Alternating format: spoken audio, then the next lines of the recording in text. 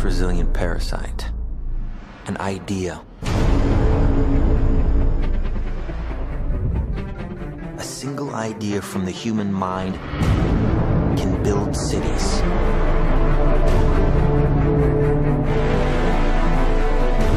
An idea can transform the world and rewrite all the rules. Which is why I have to steal it.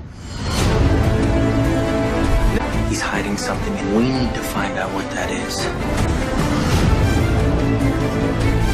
We gotta break out of here. Give him the kick!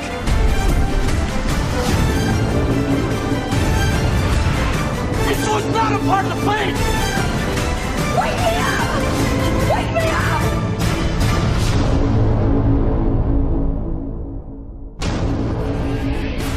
I know we have still not shattered that highest and hardest glass ceiling, but someday someone will, and hopefully sooner than we might think.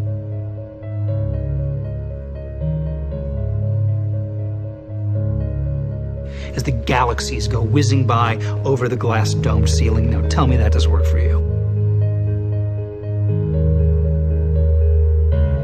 If it's true, does it change how I live my life? This is something that is not an easy answer because of the magnitude of what we're talking about here. How it will change your life, first of all, when you understand it, is dramatic, to say the least. Will it change you from having to go to your job every day and the things that you typically do every day? No. But when this knowledge becomes more mainstream and these agencies are starting to be held accountable, and you understand that they're all participating in this, not just the United States government, not just NASA, but China, Russia, India, all of them have space programs. They all have the same symbolism. They're all doing the exact same thing to their citizenry. And the first thing you have to understand about this is that the deception goes all the way to the top. And when I say all the way to the top, you have to kind of get rid of the notion that the people at the very highest levels are working together.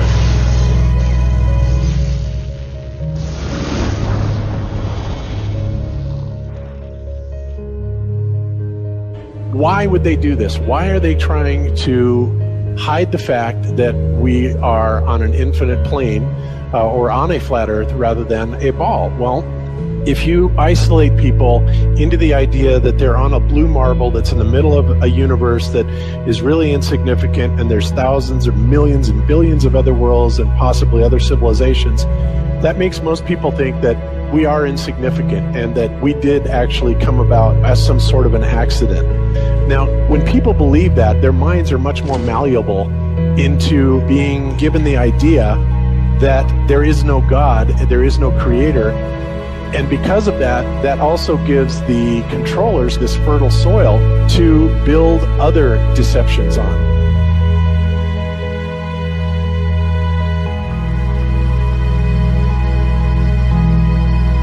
Why do you think that Truman has never come close to discovering the true nature of his world until now? We accept the reality of the world with which we're presented. It's as simple as that. It's about total control, mental, physical, spiritual, every way, shape, form possible. You have to remember how big of a conspiracy this is. This isn't talking about just the JFK thing or isn't talking about just 9/11.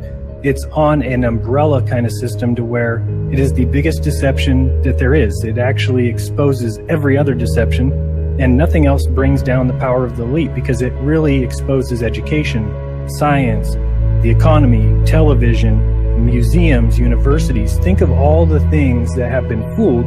I feel worse for the people that are out there building satellites, the people that are out there actually working for these space agencies, the people out there teaching in schools as professors, because they would all come to the conclusion eventually, once this gets out, that they've all been contributing to the lie.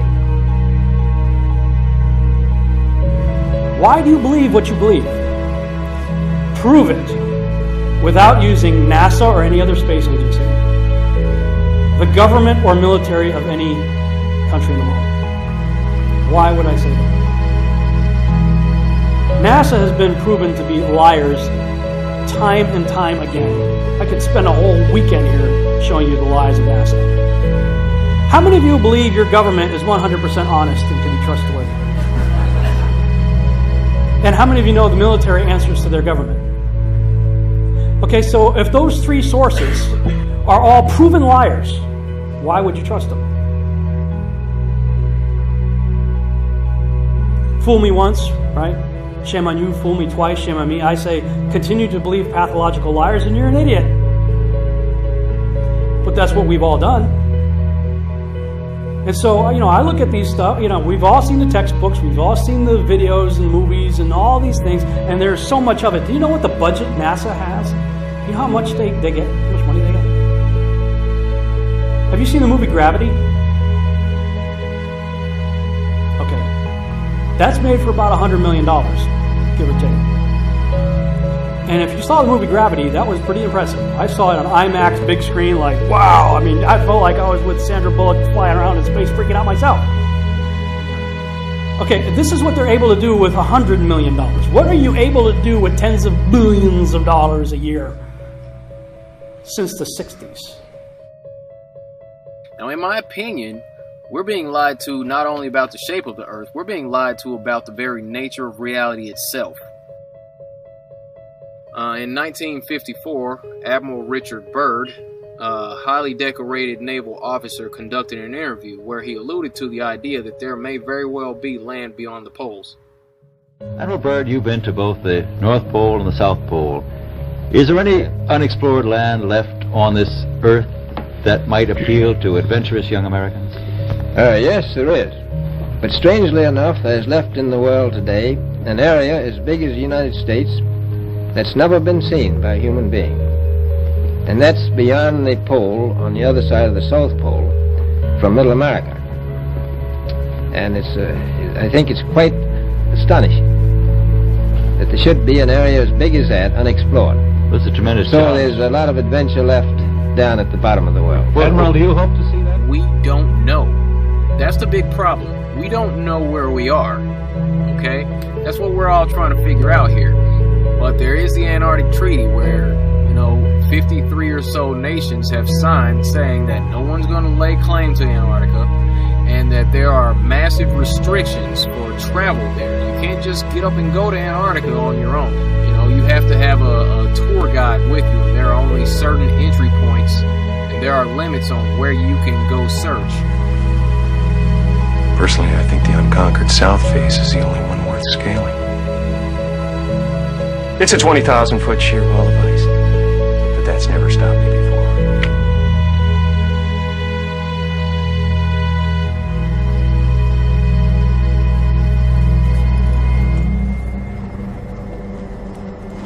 Welcome.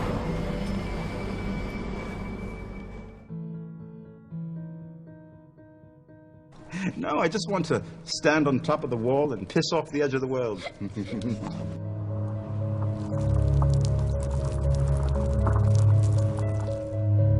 What difference does it make? What difference does it make?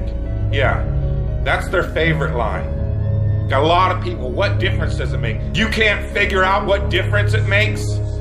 If you can't figure out what difference it makes that the people running your world are lying to you over and over your whole life, if you can't figure out that someone lying to you is trying to control you, suppressing of information, of knowledge, is control. Deception of information and knowledge is a form of control. So what difference does it make? It makes a big difference, because once they start omitting information or lying about information about where you live, they're doing it to control you, period. Why am I having to explain this to critical thinkers in the truth movement? The way you control billions of people is to keep them divided and fighting each other. Flat Earth is not a psyop. Flat Earth destroys the psyop. Every psyop that's been used to control us for as long as they've known about it. So this system has been in power and control for hundreds of years, ever since they convinced the rest of the world that they didn't know where they live. It created this fantastical scenario to make people feel insignificant and to follow those that appear to know better. Why is the flat earth so important? Because it shows the deception. And if everybody would just come together and demand answers, they would be in checkmate. They would not know what to do. Train up a child in the way that he should go, and when he is old, he will not depart from it. I believe that's why we have so many who are indoctrinated to still believe and fight so hard for the heliocentric model. The reason being is because we've been taught the globe model since before we had the ability to think for ourselves. Think about that. Before you could think for yourself, before you could form rational thought, you've been taught that you live on a spinning ball, although your five senses tell you something totally different. Our senses tell us that the earth is flat and stationary, that the sun and moon and the stars rotate above us just as we see, that they make their annual cycles in such a way that we can calculate days, months, and years of the passage of time, just like in Scripture. The earth in itself works like a well-designed timepiece, and we all know that any timepiece that we can think of has a designer. What if the lie is to hide the existence of that designer? What if they're lying to us about this because they're hiding God?